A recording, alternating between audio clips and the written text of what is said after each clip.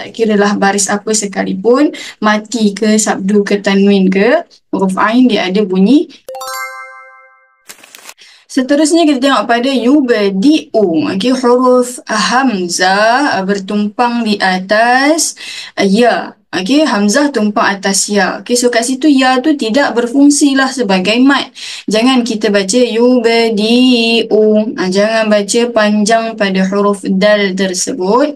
Sebab ya tu tidak berfungsi sebagai mat dekat situ. Dia jadi rumah kepada hamzah. Jangan baca panjang. Okey, yubadi'u. Macam tu sahaja satu harakat. Okey, so satu lagi yang terakhir kita tengok pada huruf Ain.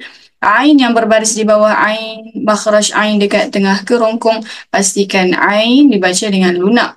Okey, bunyi dia Ai, bukan I. Bukan I. Jangan tukar dengan hamzah ataupun kita naik ke hidung. I, wa yu I. Tak boleh. Wa yu I. Wa yu'i, bagi ada bunyi lunak tu. Okey, huruf Ain memang macam tu dia punya nature dia, tak kiralah baris apa sekalipun, mati ke, sabdu ke, tanwin ke, huruf Ain dia ada bunyi lunak tu.